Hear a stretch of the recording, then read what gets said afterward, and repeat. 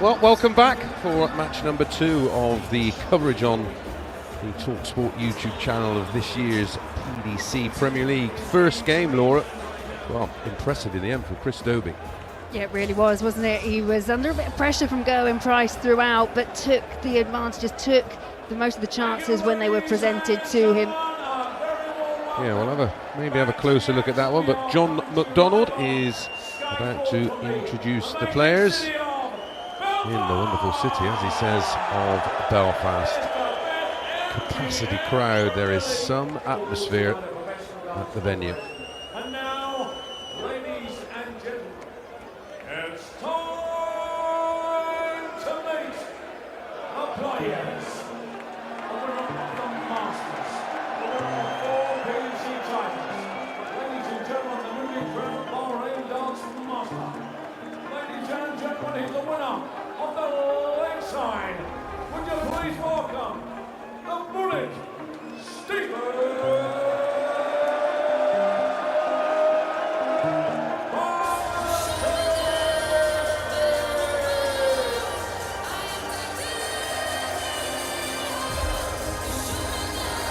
Well, Laura, it certainly looks like he's up for this one. Unfortunately for him, 2 of his biggest wins within the PDC, both non-ranking titles in the Masters, and then, of course, the recent World Series event in Bahrain. Yeah, absolutely. Kind of harks back to when Johnny Clayton made his kind of big impact on the dart scene, doing stuff very similar, started with the World Cup, went on to the Masters himself. But I think the key thing for these players is still picking up those televised tournaments. It's putting money in your back pocket, but it's also, I really do believe that when you start winning, it kind of breeds that confidence to see you win more and more titles. Yeah, certainly has happened with Luke Humphries over the past 18 months or so.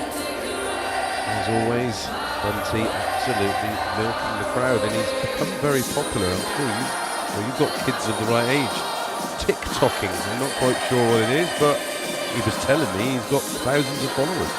Yeah, he's really kind of made himself into this brand, and I think it's an awareness that players are going to have to get more and more, on top of, because darts is in a place where I think you'd agree we've never really seen it quite with this much popularity, but not just through normal channels, but different demographics, different ages. They talk about it at my kids' school now. It's just got this global appeal, and I think if you want to make the most of it, be more like Stephen Bunting. Make yourself be a more brand. Bunting. Yeah. The winner of 2 European titles, a 5-time World Series title winner, a winner of the World Match Play. Ladies and gentlemen, he is the former champion of the world.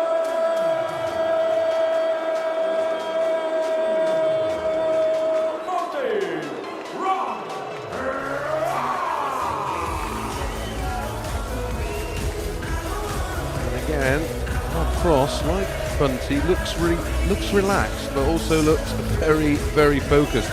Last year, Laura, I thought he was nailed on to win a biggie, but there were so many spells throughout the year where his numbers were right up there, sort of title-winning numbers, big title-winning numbers. Just never act for it.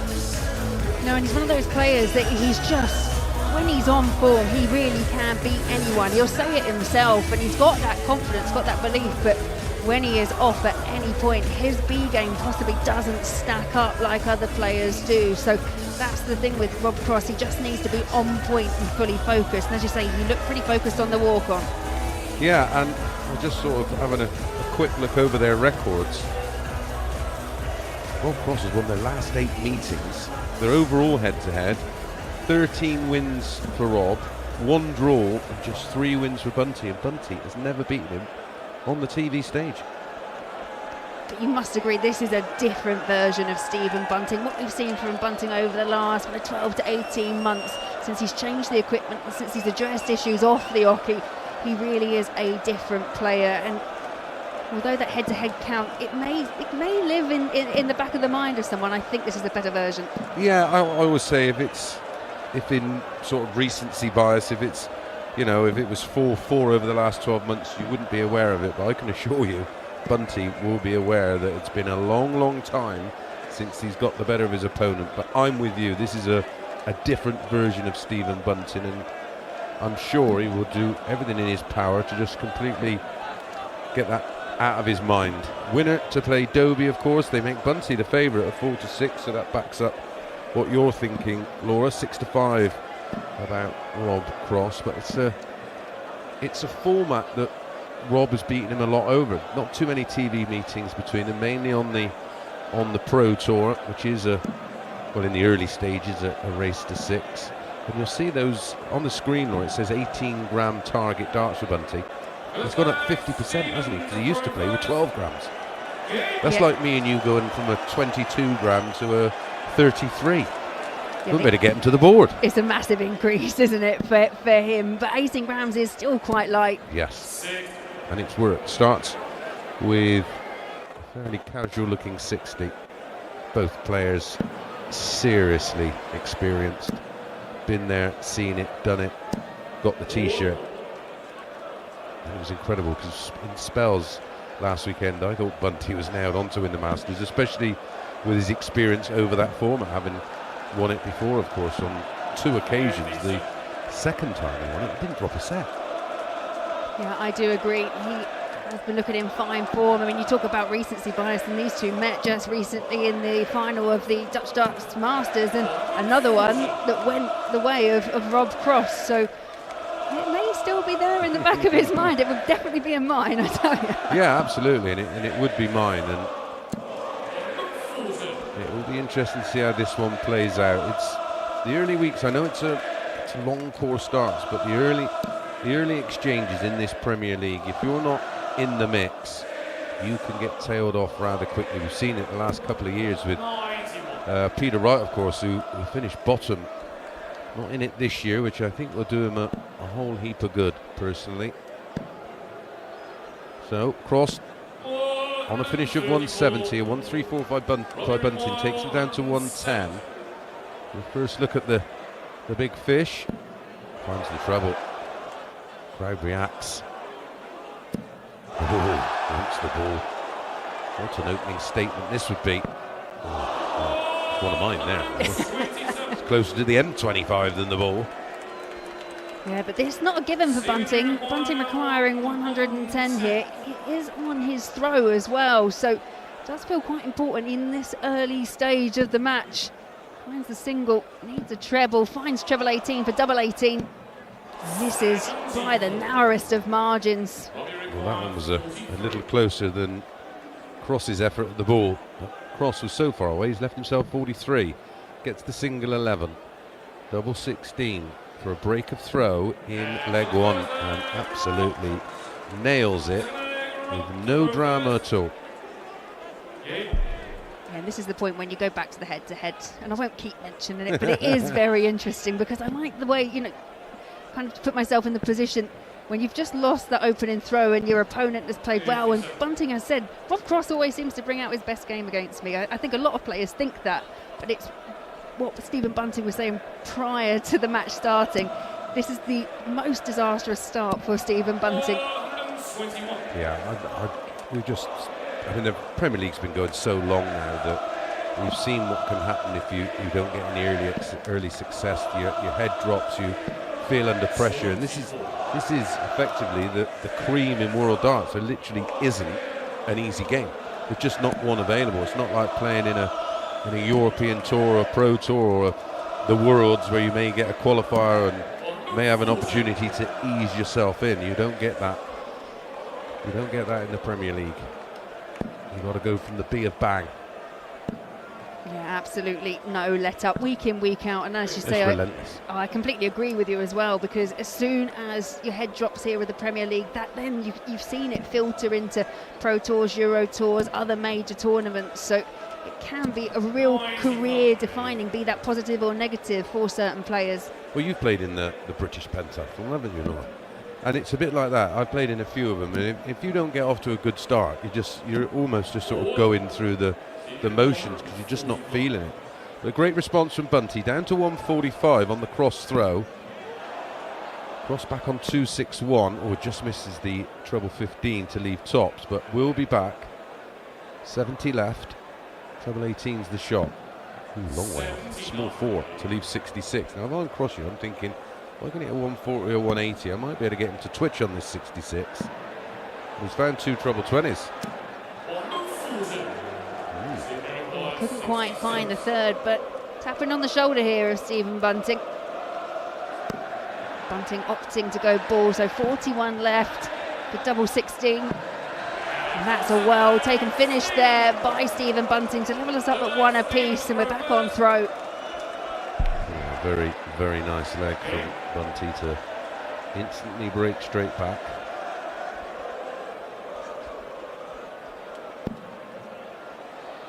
In these short course formats, we quite often say having the advantage of throw is such a big factor, as Bunting pins the first maximum of the match.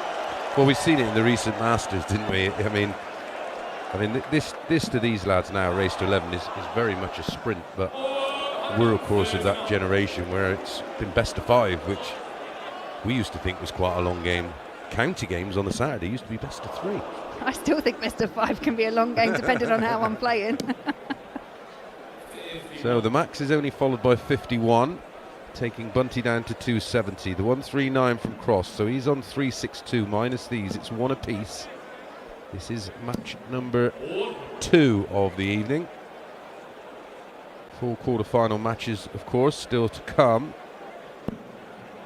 There's a little game involving Little and Michael van Gerwen, a bit of a repeat from the World Championship finals, of course, in our final quarter-final match. Aspinall against Humphries. Yeah, they really don't get any easier, do they? But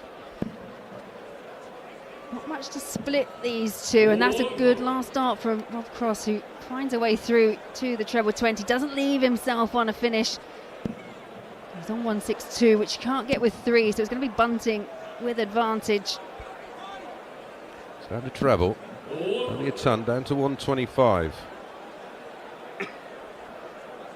Cross, one of the most creative counters in the game. Single 20, doesn't find the adjustment. Just this few months has just always looked to be on edge to me. He never really looks settled or really confident. 125, finds the ball, he'll stay there.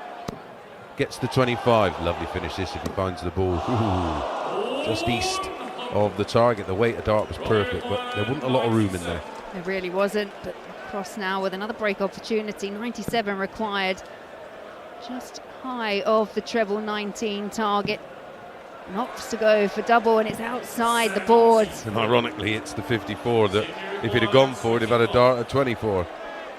So for back-to-back legs, for Stephen Bunting, single 9 leaves double 8. Just on the outside wire. Beautiful adjustment from Bunty. And he does hold. Yeah, back-to-back legs for Stephen Bunting. Just see the finishing percentages around 50% already for Rob Cross, but it's Bunting that's just taken the early initiative. Well, he's created more opportunities. He's 2 from 4. And Rob Cross has been reduced to just 2 darts at a double.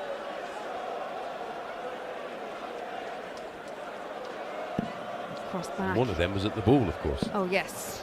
They still count, but it is the smallest target. But Cross back in with a 140 down to 300, with Bunting back on 405. Averages only a few points between them. 91 for Bunty, 93 and change for Rob Cross. It is 2-1 Bunting on 347. Cross from 300, treble 20, doesn't follow it, a little high. That's okay. 140 takes him down to 160. It was a good and an important adjustment there from Rob Cross on the last, as Bunting finds a treble 22nd dart of asking, tries to switch for the 19s, but can only find a 7. Did you have a feeling this evening for who was going to win there? I never underestimate a wounded version of Michael van Gerwen. I know he's got a tough first match against Luke Littler, but I think he's hungry for it. Well, we've seen it so many times before from him. He's got that bounce back ability. Bunty looking to bounce back here from 260, 2 treble 20s. Fills it for a max, takes him down to 80. Now pressure on Rob Cross to take this ton out and hold. Single 20. Oh, the dart that, isn't it? He's going to have to go top stops. Oh no, treble 16, which he misses. And just takes a step across the hockey, both laying rather difficult. He finds a route through, but it's Bunting now with an opportunity to go 3-1 ahead. 80 required. Finds a single 20, so another single for double 20. It just goes low. Yeah, catches the flight on the way through, doesn't it? Just drags the dart down below the double. So double 8 for Rob Cross. 16 in 16. And he's dodged a bit of a bullet there for me. So we've had 2 breaks of throw, followed by 2 holds. There's a shaking of the head for Rob Cross, not happy. No, and he's one of those players, he's quite emotional anyway. We do see quite a bit of reaction from him, but I agree, last few matches just doesn't quite look settled.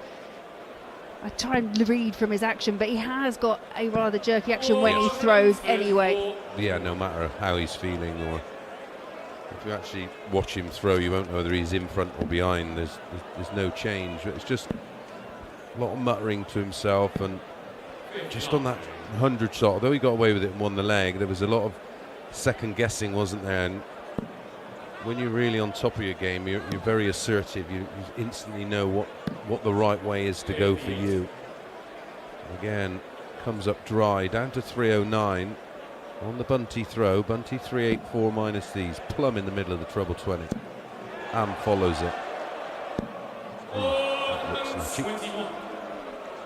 Yeah, and we got to see that reaction from Stephen Bunting. He was not happy with the last one. It was a bit of a flyer as Cross pins treble 19, backs it up with a second.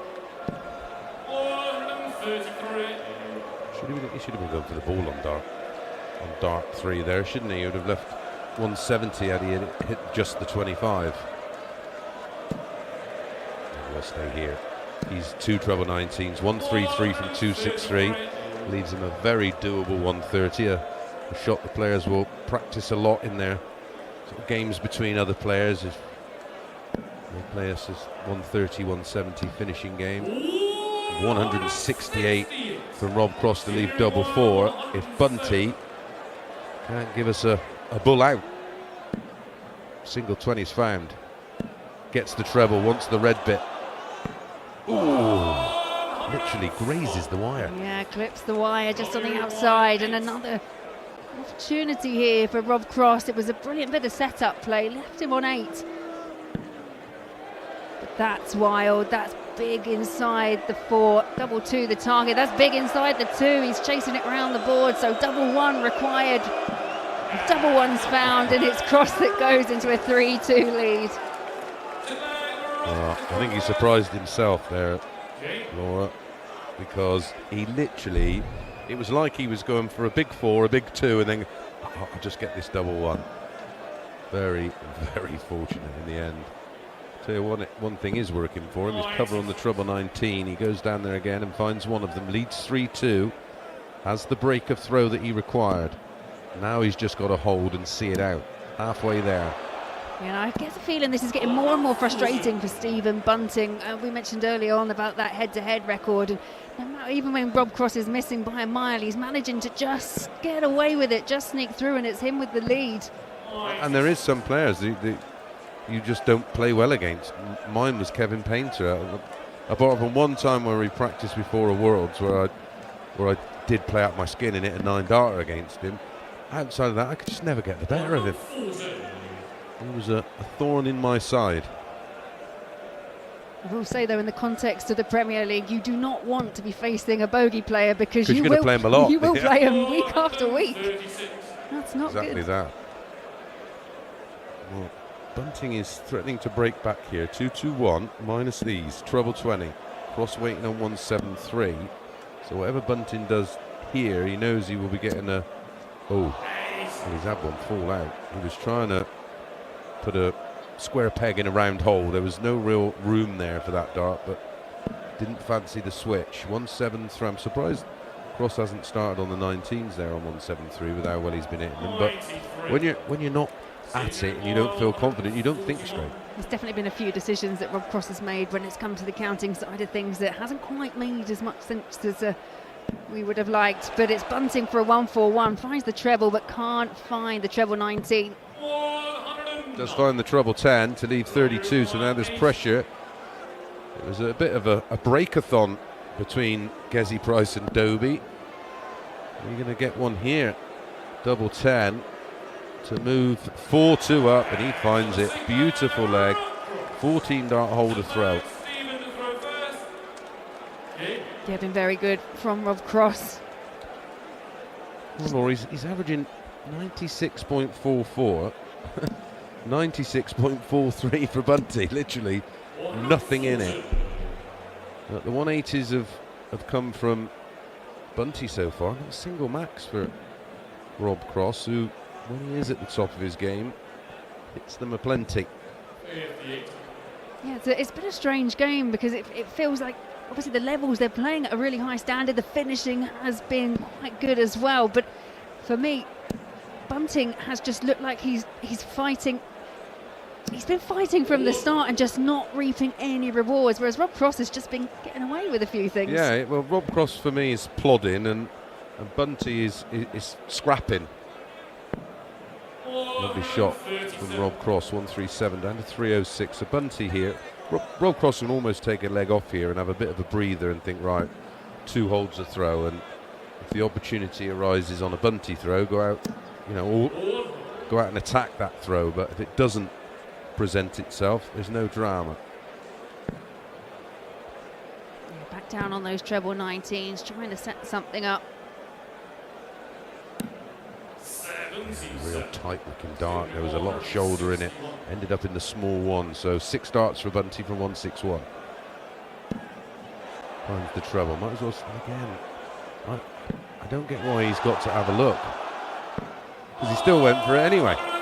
I don't know about you, but when I approach jockey, I have a look at my score and have a look at my opponent's score, so I know there's no distractions. Yeah, I can only imagine he was perhaps checking what Cross was on, but it was irrelevant. He went for it anyway. So 101 for Cross takes him down to 128. 25 for Bunty. It'll be 9 and double 8. His finishing has been a bit of a concern. He's 2 from 8.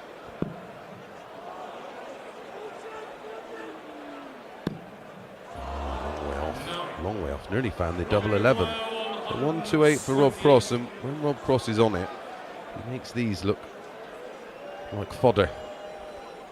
He finds a single 18, so 110, so treble 20 will leave the bullseye, but that's very low away from the treble 20 target, so Bunting back for double 8. Still within 1 of Rob Cross, inside wire, bends it. Plum in the middle of double 4, job done. Bunty holds, but he's going to run out of legs.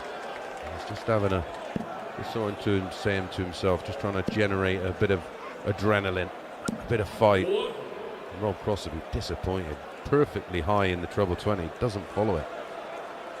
Yeah, some of the attempts of the outer ring for Stephen Bunting, they just felt like they've been a bit snatched up, a bit desperate, because you want to get over the line, but you've got to remember as well, Stephen Bunting, I can't believe I'm saying it, but Stephen Bunting hasn't been in the Premier League for 10 years. I know. It's only his second appearance, and that last one was 10 years ago.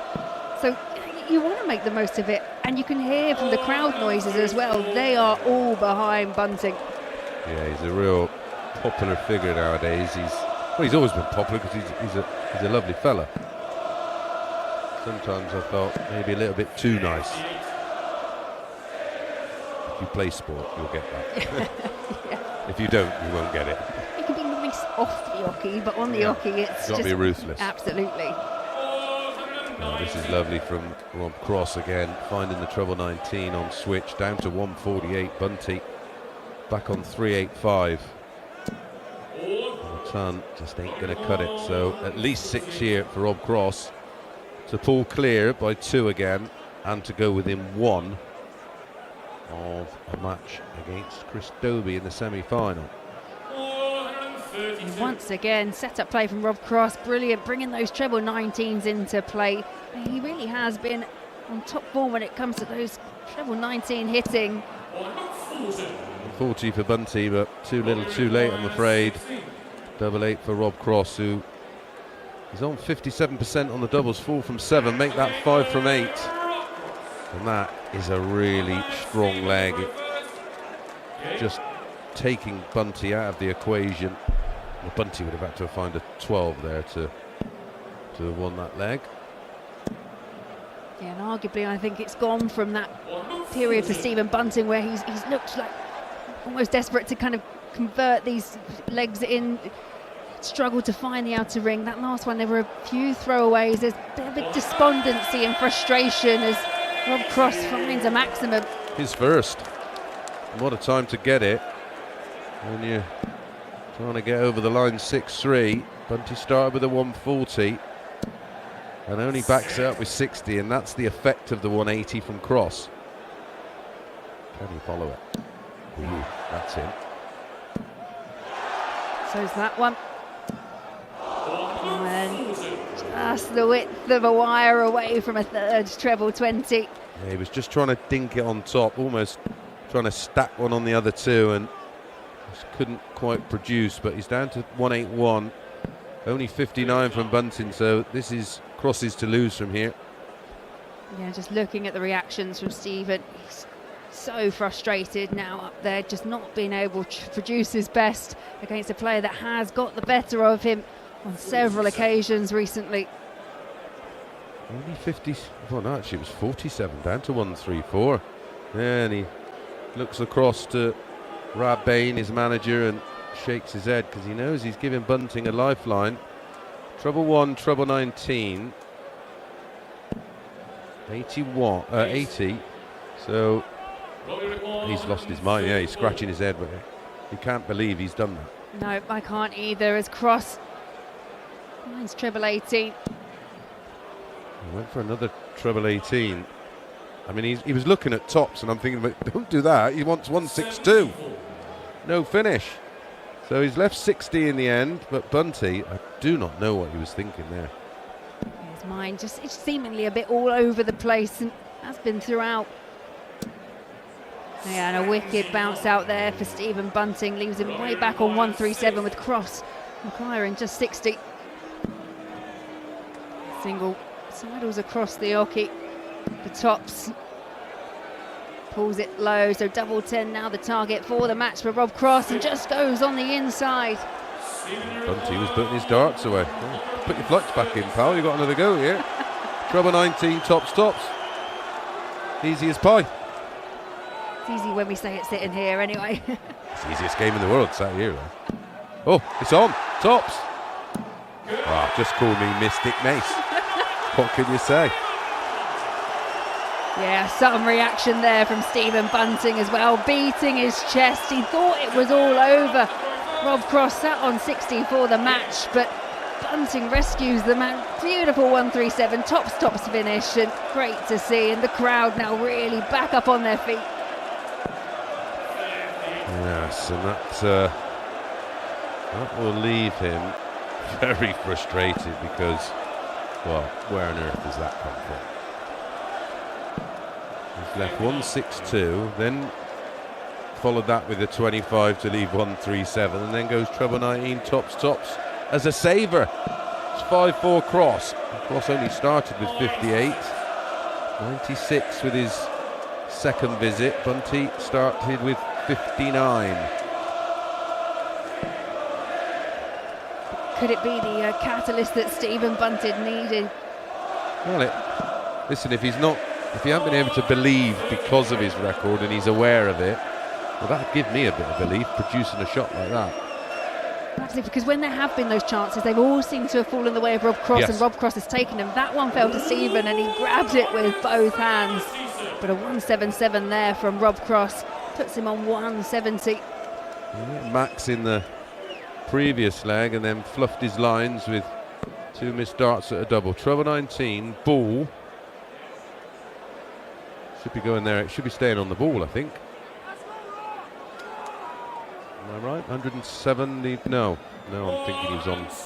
Still Yeah. tucks in my brain already.